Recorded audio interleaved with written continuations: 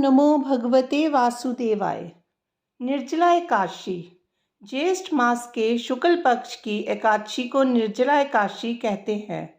हर साल कुल 24 एकादशी पड़ती हैं। इनमें निर्जला एकादशी सबसे ज़्यादा महत्वपूर्ण मानी जाती है। ये साल की सबसे बड़ी एकादशी है। इस व्रत को करने से साल भर की सभी एकादशियों के व्रत का फल प्राप्त होता है। निर्जला एकादशी व्रत कथा। 88,000 ऋषि मुनि बड़ी तन्मयता से एकादशियों की पापनाशक व रोचक कथाएं सुनकर आनंद विभोर हो रहे थे। अब सबने ज्येष्ठ मास के शुक्ल पक्ष की एकादशी की कथा सुनने की इच्छा व्यक्त की। तब सूत जी ने कहा, एक बार श्री भीमसेन व्यास जी से बोले, हे पितामह, भ्राता युधिष्ठिर, माता कुंती, द्रौपदी, अर्जुन, नकुल और सहदेव आदि एकादशी के दिन व्रत करते हैं और मुझे भी एकादशी के दिन अन्न खाने को मना करते हैं। मैं उनसे कहता हूँ कि भाई, मैं भक्ति पूर्वक भगवान की पूजा कर सकता हूँ और दान दे सकता हूँ, परंतु मैं भूखा नहीं रह सकता। इस पर व्यास जी बोले, हे भीमसेन, वे सही कहते हैं। शास्त्रों में वर्णन है कि एकादशी को अन्न नहीं खाना चाहिए।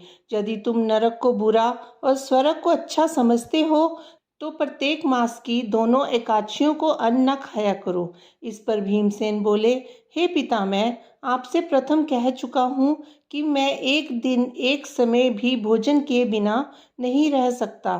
फिर मेरे लिए पूरे दिन का उपवास करना तो बहुत ही कठिन है। मेरे पेट में अग्नि का वास है जो अधिक अन्न खाने पर शांत होती है। यदि मैं प्रयत्न करूं तो वर्ष में एक एकादशी का व्रत अवश्य कर सकता हूं।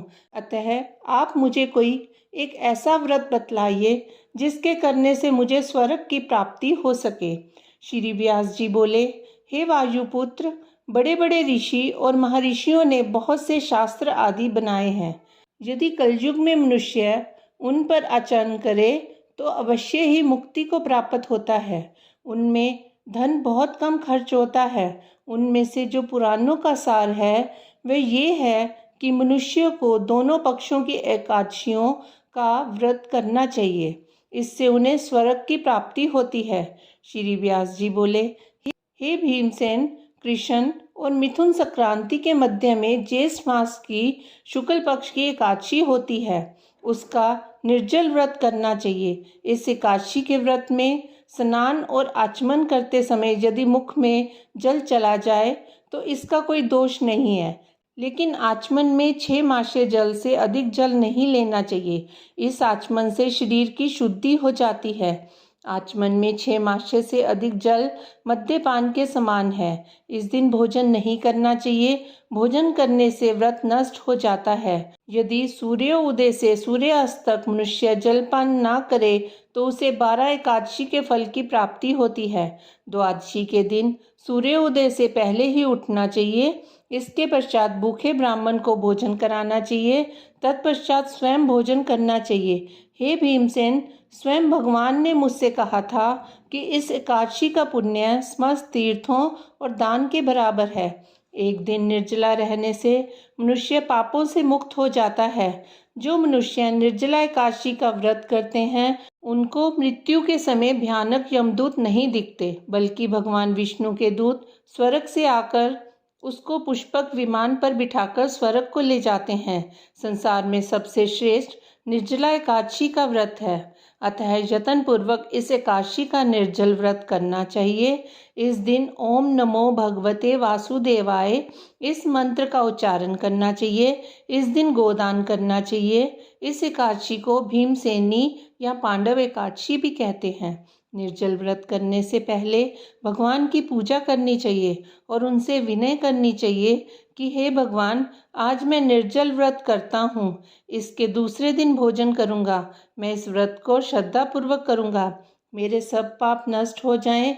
इस दिन जल से भरा हुआ घड़ा वस्त्र आदि से ढककर स्वर्ण सहित किसी सुपात्र को दान करना चाहिए। जो मनुष्य इस व्रत के अंतराल में स्नान, जप आदि करते हैं उनको करोड़ पल स्वर्ण दान का फल मिलता है। जो मनुष्य इस दिन यज्ञ होम आदि करते हैं उसका फल वर्णन भी नहीं हो सकता। इस निर्जला एकादशी के व्रत से मनुष्य विष्णु लोक को जाता है। जो मनुष्य इस दिन अन्न खाते हैं उनको चंडाल समझना चाहिए, वे अंत में नरक में जाते हैं। ब्रह्म हत्यारे, मद्यपान करने वाले, चोरी करने वाले, गुरु से द्वेष करने वाले, असत्य बोलने वाले भी इस व्रत को करने से स्वर्ग को जाते हैं। हे कुंती पुत्र, जो पुरुष या स्त्री इस व्रत को श्रद्धा पूर्वक करते हैं उनके निम्नलिखित कर्तव्य हैं। उन्हें सर्वप्रथम विष्णु भगवान की पूजा करनी चाहिए, तत्पश्चात गोदान करना चाहिए। उस दिन ब्राह्मणों को दक्षिणा, मिष्ठान आदि देना चाहिए। निर्जला के दिन अन्न, वस्त्र, छत्र, उपान्ह आदि का दान करना चाहिए।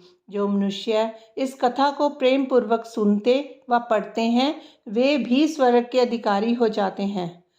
कथा सार: भक्त को चाहिए कि वे अपनी कमजोरियों को अपने गुरुजनों या परिवार के बड़ों से ना छिपाए, उन पर विश्वास रखते हुए अपनी समस्या उन्हें बताए ताकि वह उसका कोई उचित उपाय बताएं तथा बताए गए उपाय पर श्रद्धा और विश्वास पूर्वक अमल करना चाहिए।